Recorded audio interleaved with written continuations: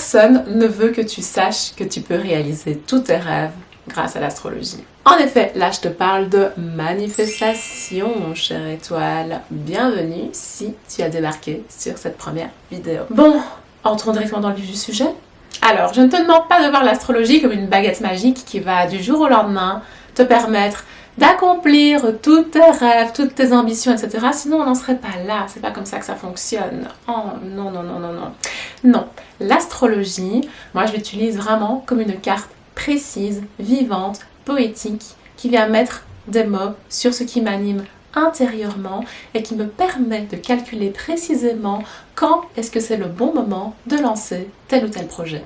Ça fait des années que j'utilise mon thème astral, non pas pour prédire ce qu'il va m'arriver dans 20-25 ans, mais plutôt pour co-construire ma vie grâce à ce fabuleux outil et grâce au nombre d'informations incroyables qu'il nous donne sur nous-mêmes et sur nos cycles intérieurs. Dans mon thème astral, je ne cherche pas les réponses toutes faites, non, j'y cherche plutôt des échos, des vents porteurs, des marées intérieures, des cycles, de la compréhension sur ce qu'il se passe à l'intérieur de moi. L'astrologie m'a appris une chose essentielle, c'est qu'on ne peut pas manifester nos rêves, nos projets, si on n'est pas dans le bon timing. Et en fait, la première chose qu'il faut savoir, c'est qu'on n'est jamais en retard et on n'est jamais trop en avance. Quand on accomplit quelque chose, quand on réalise quelque chose, que ce soit réussir ses études, avoir un enfant, obtenir une promotion au travail, un voyage bien spécifique et spécial à nos yeux, c'est que c'est toujours le bon moment où on fait cette chose-là. C'est pour ça qu'il y a toujours ce truc, notamment en amour, de tu vas rencontrer l'amour au bon moment. La phrase hyper bateau, mais qui est très vraie. Et quand est ce bon moment, l'astrologie, et particulièrement ton thème astral, peut répondre à cette question-là, parce qu'en fait, c'est quelque chose qui se calcule, qui se visualise. L'astrologie n'est pas à voir comme quelque chose de flou, d'abstrait, comme un médium sorti de nulle part avec une paire de cartes de tarot. L'astrologie est plutôt à voir comme un conseiller, comme quelqu'un qui vient t'assister et te permettre d'ouvrir les portes au bon moment. Je dis toujours les choses que j'ai manifestées dans ma vie, les sorties de mes livres, de mes oracles, mon mariage, mon enfant, les choses que j'ai construites, que j'ai faites dans ma vie, qui me sont arrivées, ce n'est pas un coup de chance. Par contre, ce que j'ai fait, c'est que j'ai rencontré la chance à mi-chemin. Il faut savoir que c'est grâce à l'astrologie qu'on a le calendrier tel qu'on l'utilise. L'astrologie se base à la fois sur la course solaire et sur le cycle lunaire. À l'époque, tu le sais, j'ai fait pas mal de posts Instagram et TikTok sur le sujet. Le calendrier ne commençait pas au 1er janvier de l'année, mais au mois de mars. Et c'est pour ça qu'on dit octobre, novembre, décembre, parce qu'en fait, c'était octobre le 8e mois, novembre le 9e mois et décembre le 10e mois de l'année. On avait donc un calendrier qui respectait beaucoup mieux la nature, le cycle des 4 saisons que nous vivons dans l'hémisphère nord, et ça avait beaucoup plus sens. Et finalement, dis-toi que si l'univers a ses cycles, à ces périodes favorables et défavorables, et en fait c'est la même chose en toi. Parce que tu es une part de la nature et la nature est une part de toi. C'est quelque chose qu'on oublie trop souvent, mais on fait partie de la nature et la nature fait partie de nous. Tout dans ce monde, dans cet univers, est interconnecté. Et c'est ça aussi que l'astrologie nous rappelle. Tu sais, quand je fais une analyse de thème astral, je dis toujours qu'il n'y a rien de plus égocentrique parce que tout tourne autour de toi, sur ton thème natal, même le soleil, alors que normalement nous tournons tous et toutes autour du soleil, mais pas lors de la lecture de ton thème natal, où même le soleil, il tourne autour de toi et il te fait briller d'une certaine manière. Si tu es taureau, gémeaux, cancer, lion, tu rayonnes de manière différente grâce à ce rayonnement solaire qui t'a accompagné le jour de ta naissance. Ça, c'était une petite parenthèse.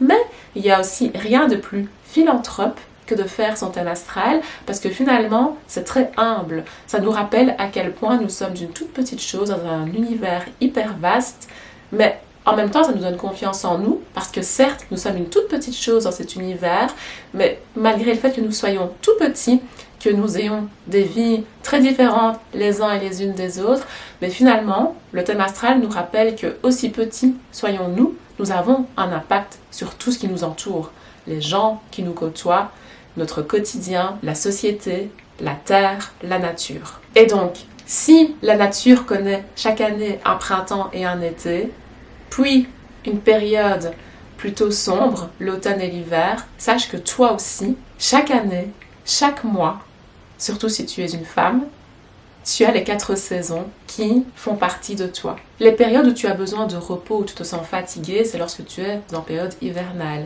Au contraire, les périodes où tu es on fire, où tu as plein d'énergie à revendre, etc., c'est lorsque tu es dans ton été intérieur. Et le truc qui est génialissime avec l'astrologie, c'est qu'on sait calculer quels sont les cycles favorables pour toi. Quels sont les cycles qui sont parfaits pour lancer un projet professionnel? Quels sont les cycles, au contraire, qui sont défavorables et durant lesquels il vaut mieux recharger tes batteries pour revenir plus fort ou plus forte au printemps prochain?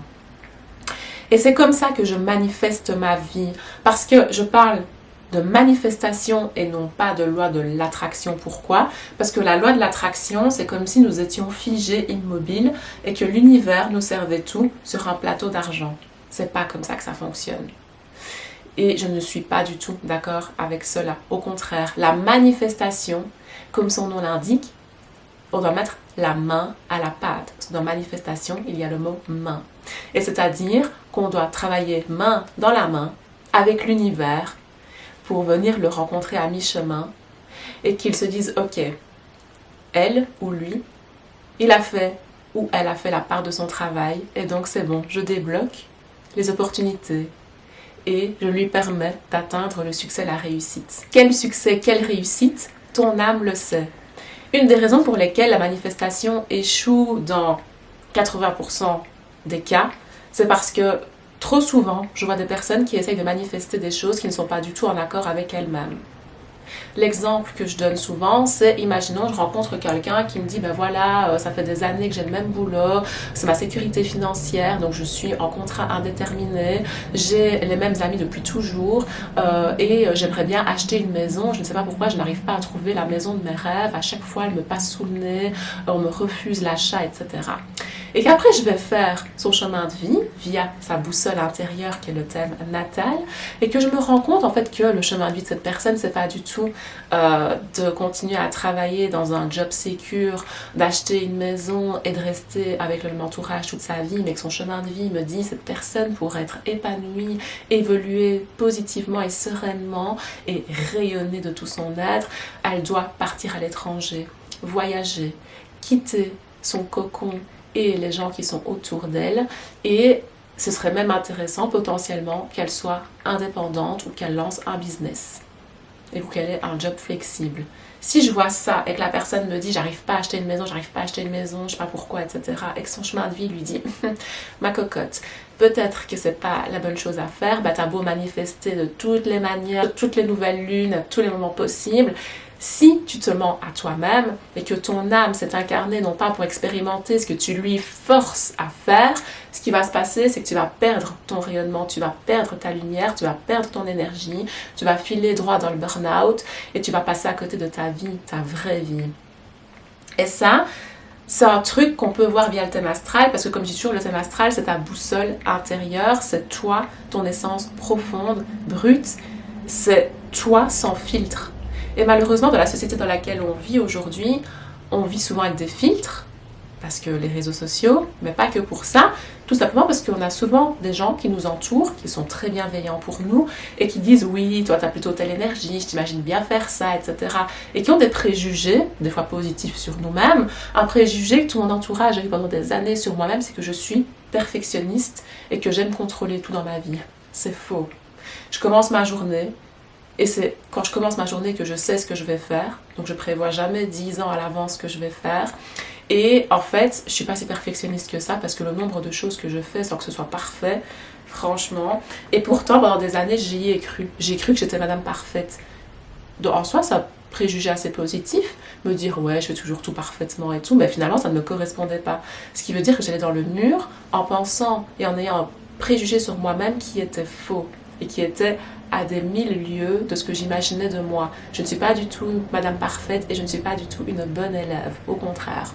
Et donc, déconstruire ça et comprendre à travers mon thème astral qui je suis réellement, ça m'a permis déjà d'avoir des ambitions, des objectifs et des projets bien plus réalistes, bien plus concrets, bien plus vibrants avec qui je suis réellement. Et bien évidemment que lorsque j'ai avancé dans cette direction-là, je me suis dit, oh c'est fou, c'est facile. Tout vient à moi facilement. Et c'est parce que je suis dans ma zone de génie que tout fonctionne facilement, rapidement. Et donc j'ai moins d'embûches parce que je ne suis pas du tout à contre-courant avec ce qui vibre réellement à l'intérieur de moi. Et ça, il y a beaucoup de personnes déjà qui ne savent pas réellement qui elles sont et ce qu'elles cherchent dans la vie. Donc elles prennent des décisions qui vont à l'encontre de ce que leur âme et leur conscience leur demandent réellement. Et qu'est-ce qui se passe? En fin de compte, elles perdent confiance en elles parce qu'elles font des mauvais choix. Alors que le cercle vertueux, ce serait d'avoir une bonne conscience de qui on est, faire des bons choix sur base de ça, et donc gagner en confiance en soi parce que finalement tout nous sourit, ou presque, parce que bien évidemment il y a toujours des échecs dans la vie et c'est ça qui est beau aussi, mais en tout cas on prend confiance en soi parce qu'on se connaît et qu'on sait quelles sont les bonnes décisions à prendre pour soi-même. Et ça, c'est une des choses que l'astrologie amène et c'est fabuleux. Autre chose aussi qui empêche 80% des gens de manifester correctement, c'est d'avoir une vision trop floue de leurs désirs. Je ne peux pas manifester que je veux me créer un bureau jaune avec des étoiles, avec une immense bibliothèque, etc. si je ne la visualise pas au préalable et si je ne fais pas des plans pour l'atteindre. Un rêve ne reste qu'un rêve si on ne dessine pas les contours et si on ne le divise pas par étapes pour en faire un réel projet. Et donc, trop souvent, j'ai des gens qui me disent « je rêve d'être en couple ». Ok, mais tu rêves d'être en couple avec quel genre de partenaire? Dans quel genre d'ambiance? Quel genre d'atmosphère? Qu'est-ce que tu veux faire dans ce couple? Quel genre d'activité est-ce que tu souhaites faire? Qu'est-ce que tu souhaites apporter? Comment tu souhaites contribuer dans ce couple? Et qu'est-ce que tu cherches chez l'autre? Quelles sont tes attentes? Souvent, la majorité du temps, les gens ne savent pas répondre à cette question. Les gens me regardent en mode « Ah, j'ai jamais réfléchi à ça ». Tu ne peux pas être en couple avec la bonne personne si tu es incapable de savoir quel genre de partenaire tu es, quel genre de partenaire tu as besoin. C'est réussir à mettre des mots sur des choses qu'on ressent, et c'est pas facile, hein. C'est pour ça qu'on est là, c'est pour ça que tu regardes cette vidéo, que tu es avec moi. C'est pas facile. Et ça, une fois de plus, l'astrologie m'a aidé personnellement à faire ça. À mettre des mots sur des choses que je ressentais, mais qui me paraissaient floues. J'en rêvais, c'était là, mais j'arrivais pas à le concrétiser dans la matière. Manifester, c'est ça. C'est aller chercher un rêve qui est là au-dessus et réussir à le faire descendre dans la matière. Réussir à lui donner une forme, une couleur, une voix, une fréquence, et que ce soit visible aux yeux de tout le monde. Et ça, une fois de plus, le thème astral est incroyable pour ça parce qu'il permet de mettre des mots sur des choses qui nous traversent, qu'on comprend, qu'on ressent, mais qu'on n'arrive pas à verbaliser, à matérialiser. Et c'est pour ça que, clairement, je te le dis, j'adore mon métier, mais 8 fois sur 10, les gens me disent « Ah, c'est fou, ce que tu me dis, je le sais. Ce que tu me dis, je le sais, mais grâce à toi, je sais enfin mettre des mots dessus. » Donc finalement, des fois, je me dis « Ouais, mon boulot... tu sais, je fais pas grand-chose, mais si, parce que du coup, je donne une forme au ressenti, aux émotions, aux pensées de la personne qui est face à moi, et une structure. Et c'est ça qui est incroyable, parce que du moment qu'on sait dans quelle direction on va, avec quel outil, avec quelles aides extérieures, et de quelle manière, c'est là que les opportunités se débloquent et que les portes s'ouvrent, et c'est là qu'on manifeste, et qu'on travaille main dans la main avec cet univers. Donc voilà. Pourquoi est-ce que personne ne veut que tu saches que l'astrologie est un outil incroyablement fou qui peut te permettre de réaliser tes rêves? Je te le dis, je l'utilise depuis 10 ans maintenant. Regarde tout ce qui s'est passé dans ma vie en 10 ans. J'ai vécu des échecs, certes, mais à chaque fois ça m'a permis de mieux me réaligner, de mieux comprendre qui je suis. Et plus je sais qui je suis, plus je vais dans la bonne direction. C'est ça qui est à retenir. Donc si tu pensais que l'astrologie était un dieu tout-puissant, une entité divine qui allait te dire quoi faire et comment, à quel moment, non. L'astrologie ne décide pas à ta place. Elle t'aide à choisir tes moments de gloire, tes moments de succès, tes moments de repos, tes moments d'accalmie, tes moments de pause également. Elle t'apprend à poser des actes lorsque l'énergie est fertile, favorable pour toi. À comprendre pourquoi, des fois, malgré tous les efforts que tu investis, ce truc-là, ça fonctionne pas, alors que des fois, sans effort, tout s'aligne et tout se met en place. Manifester grâce à l'astrologie, ce n'est pas croire aveuglément au fait que quelque chose va te tomber dessus. C'est se souvenir de qui tu es, de pourquoi tu t'es incarné sur cette terre à ce moment-ci, et de ce que tu es venu expérimenter, explorer, atteindre, comprendre, guérir. L'astrologie t'aide à manifester avec confiance, clarté, à savoir quand initier, à savoir quand clôturer également. Et du coup, si cette invitation te parle, si tout ce que j'ai pu te dire fait écho, résonne, vibre en toi, abonne-toi déjà, continue à suivre tout ce que je vais te partager parce que je vais disséminer plein de clés, plein d'outils qui touchent de près ou de loin à l'astrologie ou du moins à l'ésotérisme et la spiritualité pour te permettre d'aller canaliser tes rêves, les transformer en matière et leur donner vie. Le premier step, c'est tout simplement le chèque d'abondance qui est disponible gratuitement dans le lien en description avec tout le fonctionnement, etc. Et sinon, tu peux faire ta lecture de thème à mes côtés, bien évidemment, ou te former à l'astrologie, participer à un cercle ou à une retraite également. Je t'embrasse en tout cas, j'espère que cette vidéo aura été éclairante et lumineuse pour toi et je te dis à bientôt mon étoile.